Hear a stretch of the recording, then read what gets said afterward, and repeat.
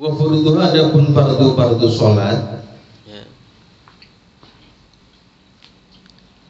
Niyatu fi'liha ma ta'yini dzati waqtin aw sababin wa ma'aniyatil fardiyati fihi ka usolli fardhu dhuhri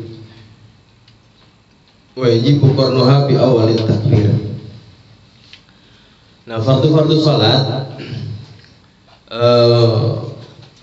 ada beberapa pendapat para ulama tentang berapa jumlah fardu salat, tetapi ala kulli hal yang terjadi dalam madhab kita, madhab Imam Syafi'i adalah hanya perbedaan penyebutan dan bahasa saja.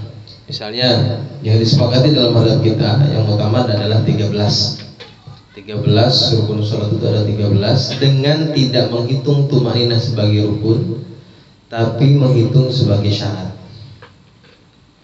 Ada yang menghitung 14 dengan menghitung tumaninah sebagai satu rukun.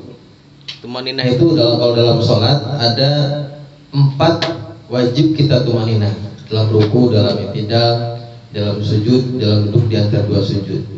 Nah, dihitung menjadi satu rukun, maka jadi 14. Assalamualaikum teman-teman, berjumpa lagi dengan saya di sini di channel Bang Mo.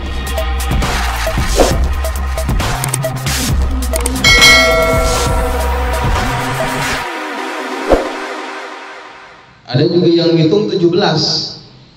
Yang hitung 17 menjadikan tumaninah setiap rukunnya satu.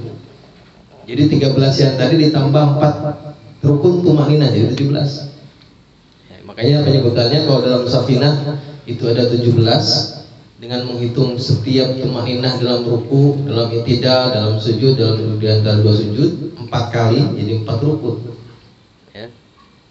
Nah, dalam beberapa kitab yang lain disebutkan 13 karena tidak menghitung tumaninah sebagai rukun tapi sebagai syarat rukun.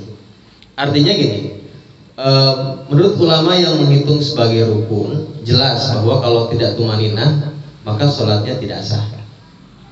Nah, tetapi juga bagi yang tidak menghitung sebagai rukun tapi menjadikannya sebagai syarat itu sama. Yang 13 misalnya tadi kita sebutkan yang 13 tidak menghitung tumaninah sebagai rukun tapi syarat rukun.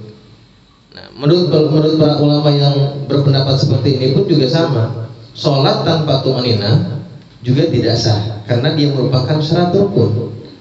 Gitu ya. Misalkan tumaninah di dalam ruku, jadi di dalam ruku tumaninah merupakan syarat ruku.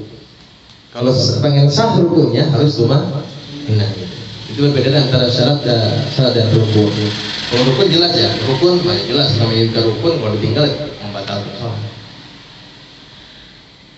Lalu misalnya ada lagi yang menghitung 18 dengan diantaranya adalah dalam hadis Imam Malik itu 18 karena memasukkan satu niat khuruj minas shalah. Jadi keluar dari sholat itu perlu niat. Misalnya kita ucap salam assalamualaikum warahmatullah, assalamualaikum warahmatullah, itu harus niat. Niat keluar dari sholat namanya niat khuruj minas shalah. Tetapi menurut ulama kita niat keluar dari sholat itu malah membahayakan karena dia harus betul-betul berbarengan dengan bacaan assalamualaikum, ya harus berbarengan dengan itu. Kalau tidak bareng misalnya lebih dulu belum kita baca assalamualaikum dalam hati kita sudah niatul khuruj batal sholatnya karena assalamualaikum baca salam satu rukun. Kalau kita sudah keduluan niat berarti artinya kita sudah keluar sholat sementara rukun belum dikerjakan. Atau sebaliknya, kita baca salam tapi dia turunnya belum terlambat karena dia harus berbarengan, sama juga batal dan belum sah karena harus berbarengan di situ. Ya, rukunnya harus berbarengan.